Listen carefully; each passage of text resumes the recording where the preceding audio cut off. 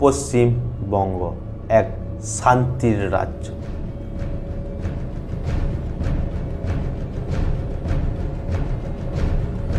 কিন্তু এই শান্তির আড়ালে লুকিয়ে আছে কিছু গল্প, কিছু রহস্য আর কিছু ভয়।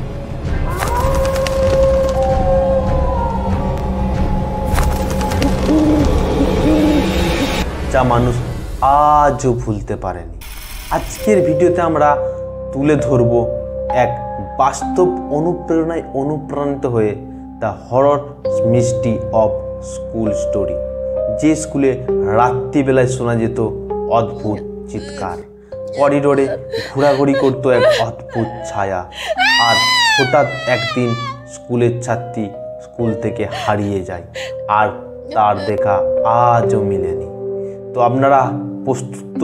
তো চলুন কানে হেডফোনটা গুঁজে নিন আর শুরু করি আজকের story, the West Bengal school horror story.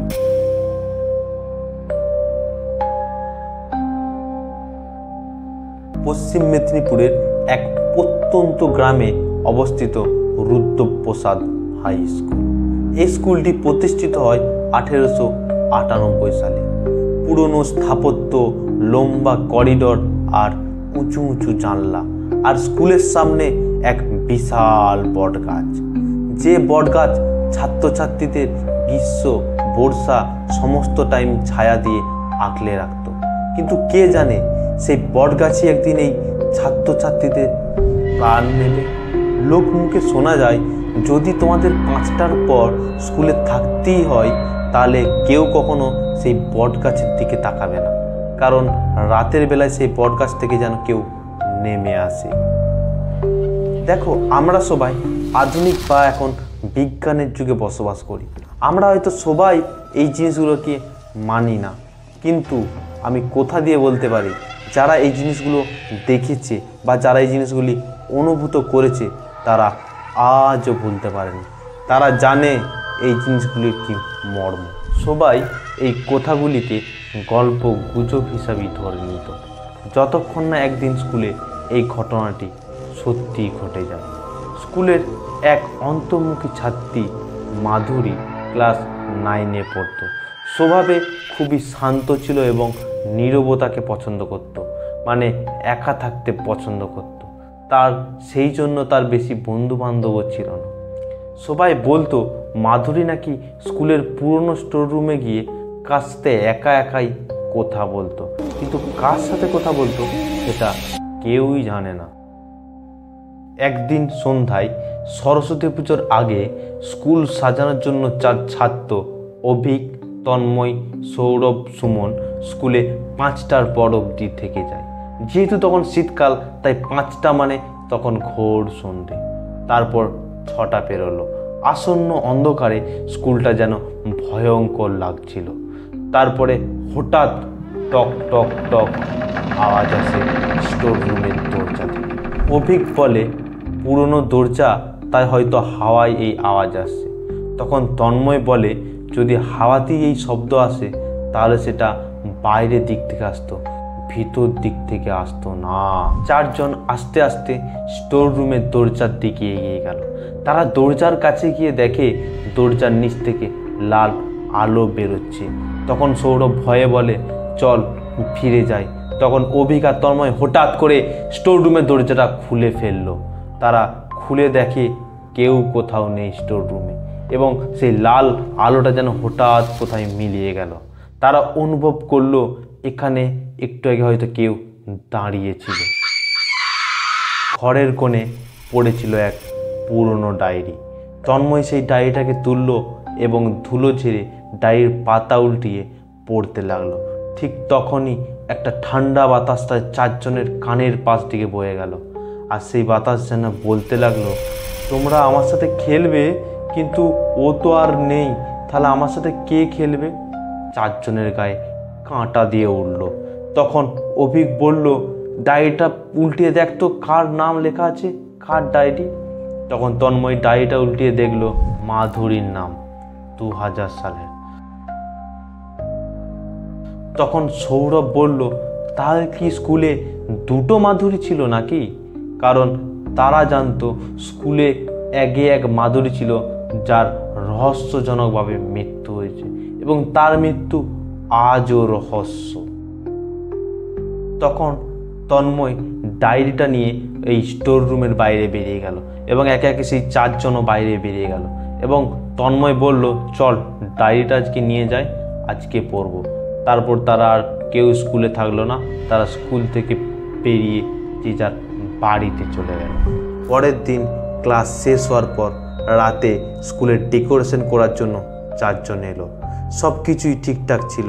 তারপর রাত 8টার পর হঠাৎ যেন এক অদ্ভুত ঘটনা ঘটে গেল। স্কুলের ঘন্টাটা হঠাৎ বেজে উঠল, কিন্তু কেউ ঘন্টা বাজায়নি। তারপর তারা অনুভূত করলো কি করিডরে কেউ যেন ছুটে বেড়াচ্ছে। তারপর সৌরভ দেখল একটি সাদা ছায়া পড়া একটি ছোট্ট মেয়ে সিঁড়ির ওই পারে দাঁড়িয়ে আছে। ওর চোখ দুটি পুরো কালো, মুখে এক অদ্ভুত হাসি, আর ফিস ফিস করে বলছে, আমার ডায়েরি কে নিয়েছে? এই আওয়াজ শোনার পর 4 জনে দৌড় মারল। তারা দৌড়াতে দৌড়াতে পেছন দিক থেকে শব্দ শুনতে পাচ্ছে কি, ফিরিয়ে দাও, আমার ডায়েরি যে নিয়েছে সে ফিরিয়ে দাও। তারা দৌড়ে একটা রুমে ঢুকে গেল। রুমে ঢোকার সঙ্গে সঙ্গে তারা রুমের দরজা জানলা সমস্ত কিছু বন্ধ করে দিল এবং তারা ভয়ে একে অপরকে জড়িয়ে ধরে ঘরের একটি কোণায় দাঁড়িয়ে থাকলো। তাদের ভয়ে পা এত কাঁপছে যে পা কোনো থামার নামই নিচ্ছে না। এইভাবে তারা একে অপরকে হাত ধরে দাঁড়িয়ে থাকতে থাকতে তারা নানান অদ্ভুত আওয়াজের সাক্ষী হলেন। তারা দেখলেন কখনো কলের ট্যাপ খুলে যাচ্ছে, কখনো করিডোরে কেউ জোরে জোরে হাঁটছে, কখনো কেউ জোরে জোরে আবার কান্না করছে, আবার কখনো কেউ চিউ কিটকিট খেলছে, আবার কখনো কেউ বোর্ডে চক দিয়ে লিখছে, সেটা বারবার মুছছে আবার লিখছে। এই সমস্ত কিছু আওয়াজের সাক্ষী হলো এই 4 জন।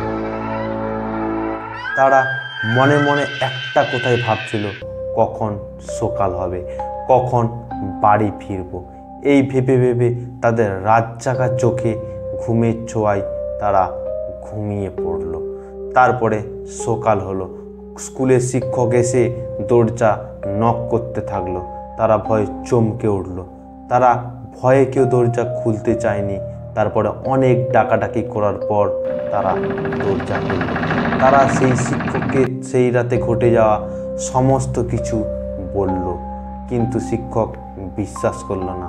শিক্ষক ভাবছে তারা তার সাথে প্র্যাঙ্ক করছে, কিন্তু সেই ছাত্রদের চোখে ভয় চিৎকার করে শিক্ষককে যেন বলছে যে তারা যে কথাগুলি বলছে তারা ঠিকই বলছে।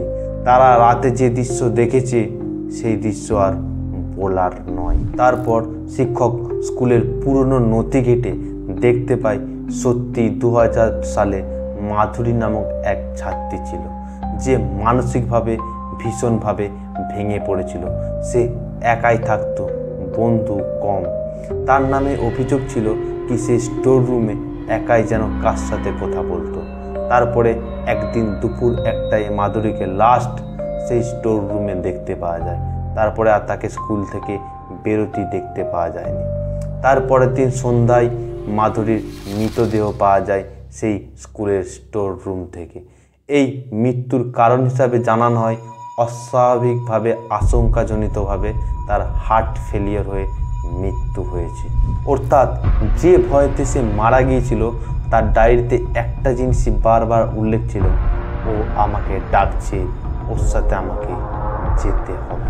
লোকমুখে শোনা যায় স্কুলের বটগাছের নিচে নাকি একটি পাগল আগে মারা গিয়েছিল। তারই আত্মা, তারই ছায়া নাকি এই স্কুলের চারপাশে ঘোরাঘুরি করে।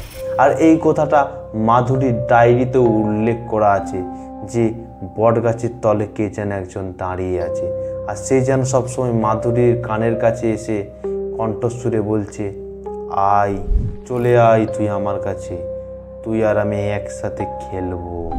আরও ভয়ানক ব্যাপার, যখন এই 4 জন ভয় পেয়ে স্কুল থেকে বার হচ্ছিল তখন তারা দেখছিল রাস্তার ওই পারে বটগাছের ডালে একটা ছায়া ঝুলছে, কিন্তু কোনো বাতাস ছিল না, গাছের পাতা নড়ছিল না। তাহলে ছায়াটা ঝুলছিল কিভাবে? যখন এই চারজন ও মাস্টার মিলে ঠিক করে তারা ডায়েরিটা ফেরত দেবে, তারপর তারা স্টোর রুমের দিকে এগিয়ে গেল। স্টোর রুমের দরজা খুলতেই একটা ঠান্ডা হাওয়া বয়ে গেল। তারপরে হঠাৎ আলোগুলো নিভিয়ে গেল। তারপর সাদা পোশাক পরা একটা মেয়ে কান্না করছে আর বলছে, আমার ডায়েরিটা তোমরা ফিরিয়ে দাও, আমি শুধু চেয়েছিলাম আমার কথাগুলো কেউ শুনুক। ব্যাস এটুকুই। অভিক ডায়েরিটা বাড়িয়ে দিল। তারপর মেয়েটি এসে ডায়েরিটা নিল এবং তৎক্ষণাৎ হাওয়ার সাথে মিলিয়ে গেল। তারপরে হঠাৎ লাইটগুলো আবার জ্বেলে উঠল। তারপর অভিক দেখলো তার হাতের আর ডায়েরিটা নেই। তারপরে মাস্টার মশাই সহ চারজন তারা স্টোর রুম থেকে বেরিয়ে এলো এবং বেরিয়ে আসার সময় দেখলো সেই বটগাছে একটি সাদা ছায়া বসে আছে এবং সেই ছায়াটি আস্তে আস্তে হাওয়াতে মিলিয়ে যাচ্ছে। আজও রুদ্রপ্রসাদ স্কুলে গেলে সেই স্টোর রুমটির দেখা মেলে। সেই স্টোর রুমটি এখন তালাবদ্ধ হয়ে পড়ে আছে, কারণ অনেকে বলে সেই স্টোর রুমের পাশে পাশে নাকি কেউ ঘোরাঘুরি করে, সেই বট গাছের তলে নাকি কেউ দাঁড়িয়ে থাকে এবং তারা অনেকেই কোনো মেয়ের আওয়াজ শুনেছে। সে মেয়েটি ফিসফিস করে বলছে, আমার ডায়েরিটি কি তোমরা দেখেছো? আমার ডায়েরিটা কোথায়? আপনারা কি বিশ্বাস করেন পুরনো স্কুলে কি এরকম আত্মা থাকতে পারে? বা আপনাদের যদি কোনো এরকম এক্সপিরিয়েন্স হয়ে থাকে তো আপনারা সেটা কমেন্টে জানান।